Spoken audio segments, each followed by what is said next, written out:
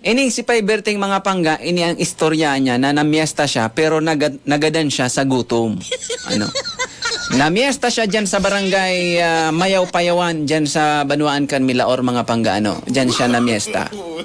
Ngunyan, ini si Paiberting, masusupgon ini, masupugon, ano, nakipesta siya dyan sa barangay Mayaw Payawan mga pangga, turutindog lang siya duman sa may gilid kang tinampo sa may gate kang harong, ano, sa pestahan ba eh.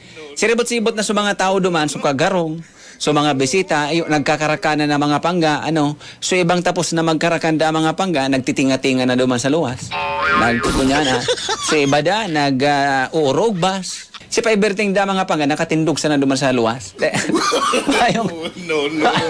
So pag maglaog kayo ano, pesta. Pag pesta dapat, laog ka dyan. Ngunyan, si Paiberting da, nakaikim-ikim kanduan niyang kamot sa kilikili, siring kaneo, nakaikim-ikim, nakatiritindog duman sa may gilid, nagsisipa-sipa siya nin lata. Naghalat-halat sana siya, naalokon siya kang kagarong. Inalok na da si Paiberting. Kan kagarong, sabi pa lang kaso kagarong, Paiberting, madyan na pista ba? Karakana na. Kakana digdi.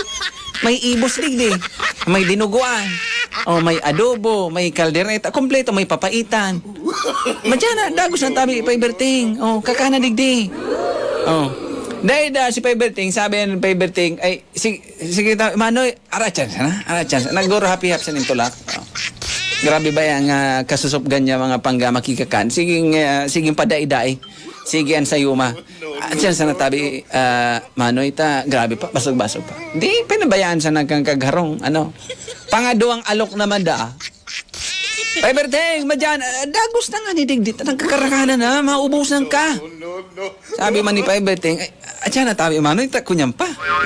Parang hira mo na. Basog-basog pa eh. Alagad gutom na si Paiberting. Ano, ang mata ni Paiberting mga pangga, puti na.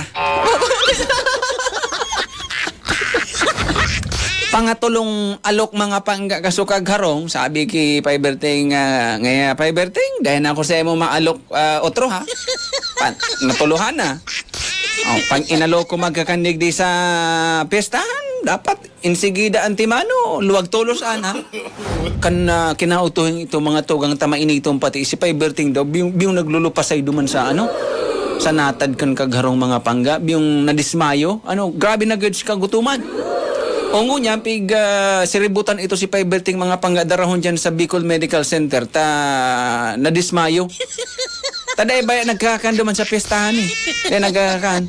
O pag abot pa dumanda sa ospital mga pangga, sabi ko sa doktor, na ano po ining pasyente, na ano po ini? Ang sabi ka so mga nagharato duman sa Bicol Medical Center kay Paiberting, ngaya dok, iyan po ngayon si Paiberting, para alok mi na magkakan, para sabi po, basog-basog da siya, at siya na da siya makakan. No. Si Paiberting, sige sinang paday-day, basog-basog da si Paiberting, iwan sabi. Ngunyan, so ginibukan doktor mga pangga da. No. Tinudukan da si Paiberting ning pampahiran.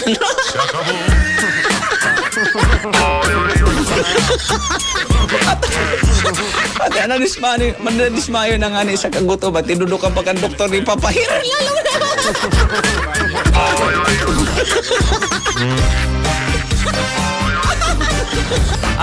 Ang istorya kan na masusupgon mga pangga na nakipesta na nagadan sa gutom.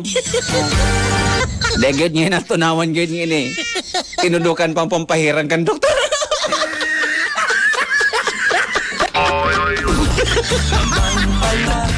Pagramdam ini po istorya sa nakat, ang isip, invento, ano man ang pagkakaparehas sa bagay, lugar, pangyari o pangaran, di ang hulugan na totoo kung may kaparehas. Ini po invento sa naday po sinasadya. Alright? Energy FM. Today